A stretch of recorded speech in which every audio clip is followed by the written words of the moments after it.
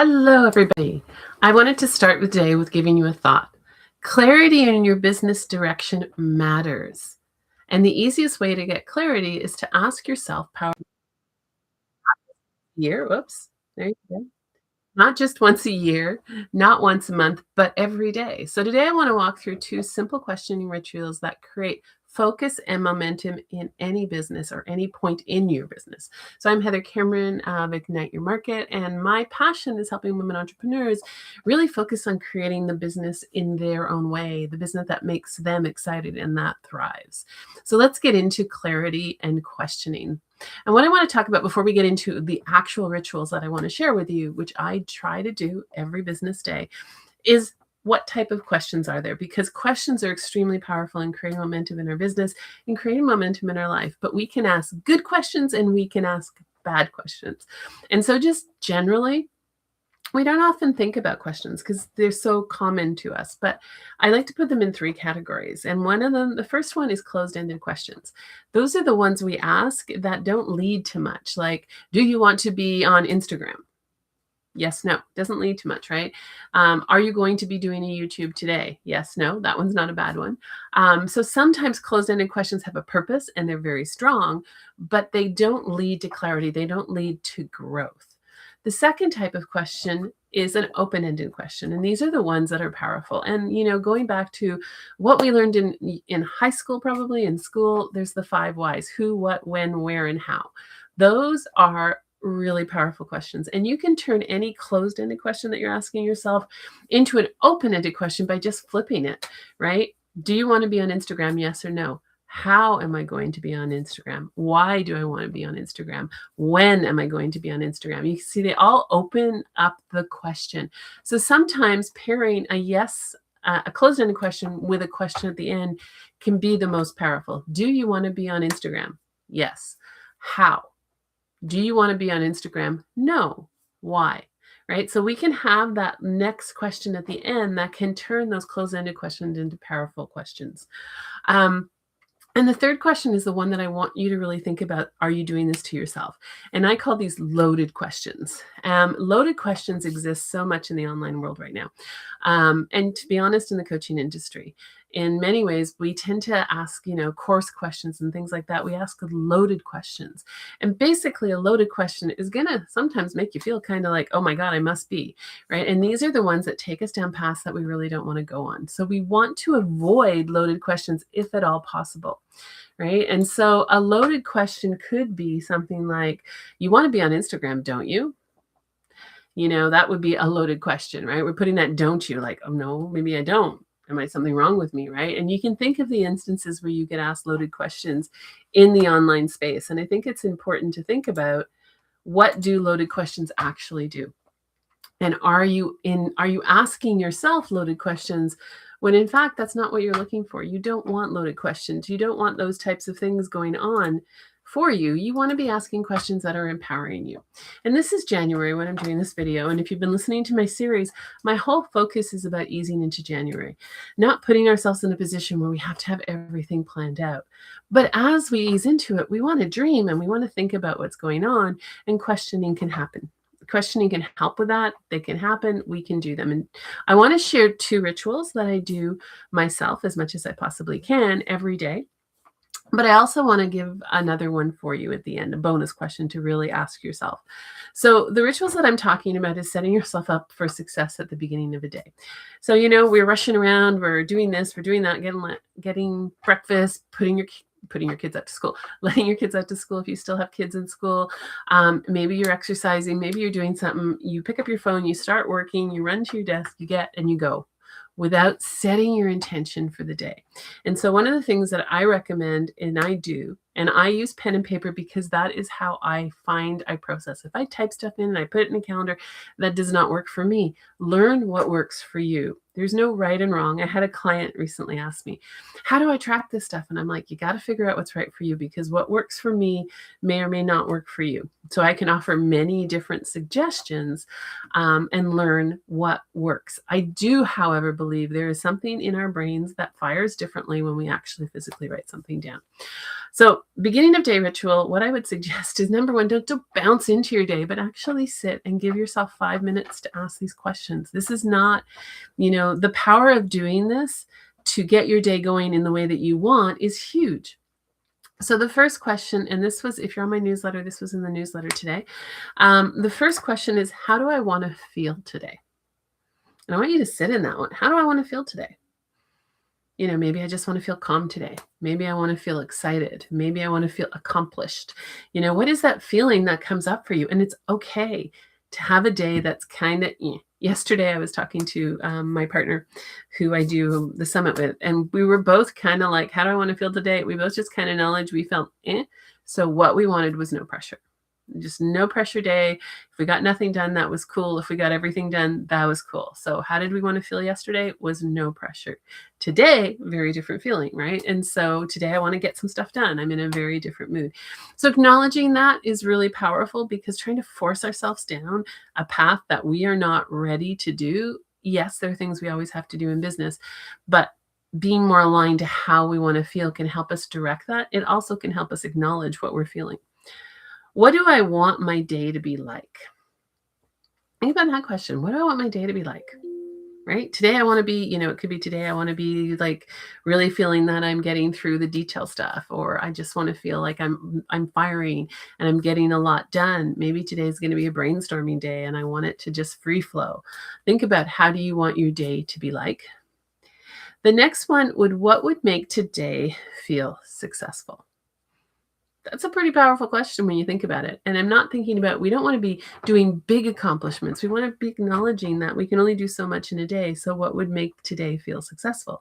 So like yesterday, I said, just getting through the day and acknowledging that I was not in the mood to do the work, that was going to make it successful. And getting anything done, even one little thing done, which I did, was a successful day yesterday. Just 100% there. Today, it was a very different energy. I woke up, I've done my workouts, I feel really accomplished doing this video. I've got a plan for this afternoon for some stuff that I want to do next week and into February. And doing that will make the day feel successful versus carrying on the energy I had yesterday would not make today feel successful. So recognizing what would make it feel successful. And then finally, what's the one thing that matters most today? What's that one thing that you are going to get done today? What's that one thing? And if it needs, you can expand that to 2 or 3. I don't recommend more than 3 because as much as we think we can do everything, getting like 3 big things done or getting one big thing done and then doing the rest of the stuff can be what makes that day accomplished and makes that day feel like we're getting there. So what's the one thing that you want to do today? And sometimes, like for me today, it would be 3. I wanted to get my exercise in this morning. I want to get this live done and share this with you. And then the other thing I really want to do is get some stuff finished for next week. Sorry. So I'm trying to get ahead of my content creation, and I have one piece of content I need to create for next week. That is one thing I want to get done today. The other stuff was really important, and getting that done puts the energy towards what I want to do. But if I had to look back at the day and say, what's that one thing I want to get accomplished? I want to get that content written for today. And I wanted to get my exercise routine in. Doing this live was already pre-planned. So that's okay. That's not as important or as focused as those other 2 things. And so that's the beginning of the day ritual. And you can adjust the questions. You can find a couple of powerful ones that really set your attention because we're all different. But just taking that moment and saying, what do I want to get done today? How do I want to feel today? What do I want my day to be like? And what would make today feel successful can be really powerful in setting intentions for your day and moving yourself along in the day. Now I want to flip to end of day ritual because I do know some people are really good at doing the beginning of the day ritual. So they start the beginning of the day, they have their own ritual, but the end of the day comes and they shut down and they go and they don't give themselves the gift of a tiny bit of reflection. And remember, both of these rituals and both of these reflections and these powerful questions are 5 minutes. And maybe they carry as you, drive home or get in the car or prepare dinner. Maybe they carry through, but they're very simple questions that can really shift your business. So, end of day ritual. The first question is, did I do what I said I was going to do? So, there's a closed ended question. Did I do what I said I was going to do? And if no, why not? That question, asked every single day in a habit of just do it for a week and try it, can so much shift your perspective, right? I got to the end of the day. I had planned to send an email. I did not send my email. Why didn't I do it? Okay, what story am I telling myself? What's going on, right? What's going on that's causing me not to commit and follow through on the things that I said I was going to do today? Did you not commit? Did you not do what you say you were going to do because you actually said something way too big to be done in a day? That's a really important aha. If what you keep promising yourself at the beginning of the day is so big that you're never going to finish it during that day, then you're asking yourself, you're setting yourself up for failure. And so that question asked at the end of the day can help you refine. Well, okay, really, yeah, let's be honest, Heather. The task that you wanted to do is really a 2 or 3 day task. So let's break it down, and tomorrow we'll do the next step. Right. So you can use this as a way of resetting. Or why are you avoiding it? Or did something happen? Maybe you planned to do something and one of your clients had an urgent crisis and you ended up on a call with them. Things happen, right? And so recognizing that and then giving yourself that non-judgmental asking of these questions and just using it as information. The next one is, what worked well today? Really, really good question. What worked well today? However it is. For me, if I look at to yesterday, what worked well yesterday, in all honesty, was acknowledging the fact that my head wasn't in the game. And so I did things that didn't require the same energy that I might have set myself up for. What worked well today was working out earlier, allowing myself that time to get it done, knowing and planning what I was going to do today. And that's not the end of the day yet. So who knows if I'm going to get there. What didn't work? Another great question. And sometimes the answer to the question is nothing. Everything worked really well today. And sometimes the question is, well, it worked well, but this didn't work. And then why? The next question won't always have an answer, but can really help you is, how could I do things differently? Maybe you had a really successful day and there's nothing that you would do differently. But maybe in your success, you're like, oh, this is what I did today that I've never really done before. So I'm going to continue to do that. So even how I can do things differently can lead to acknowledging that maybe you're doing something that you don't normally do. And that really focused you and that really got your energy going and got you moving, right? So how could I do things differently? What could I do differently? Can empower you to just reflect for a moment. These aren't meant to be like questions that take a lot. They're just like acknowledging what's in my mind today. What could I do differently tomorrow? What have I learned from this, right? And then the last one is, how do I feel? Do I feel at the end of the day that I just slayed today and it was an amazing day? Or do I feel like, yeah, I really put things off today? And then you can start to say, well, okay, what was that? Why did that happen? And it's just information, and taking that information and then applying it to the next day and the next week and the next month. All of these questions are just ways of recalibrating and understanding what's going on. And the bonus question, the one that I really wanted to add to this, the bonus question, which is really honestly part of all of these questions, is, what story am I telling myself that isn't true? And so when you ask these questions and you say, well, I didn't do this because of X, Y, and Z, and you go, hold on. Maybe I'm telling myself something that isn't true. And we do that a lot, by the way, and we should never believe what we think, because we often set ourselves up for failure by creating something that isn't true. Like, I ask this question of people in my Bistro Bite. So my Bistro Bite is my Monday morning call at 11 a.m. that you're welcome to join. The link is in the description.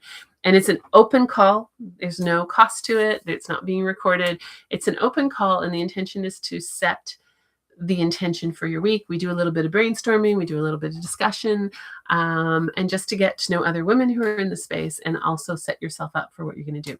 But yesterday's question was, what stories do you tell yourself? And one of the ones that often comes up for women, well, I don't have enough experience, or I'm not good enough, or who would actually listen to this, or I'm going to make a fool of myself, right? We have these questions that come up, particularly when we were talking around creating content. We had someone in there's a very successful business. She's been in business for years, and yet January comes about and we get that planning thing going, and she's like, oh, I'm not sure. Can I make this year work? And yet she can. She's proven that she can, but we still get ourselves telling ourselves a story. Me who's talking about this will tell you I have my own stories. I have something, if you listen to last week's video, it's in the lives. I was talking about ideas that are nudging you.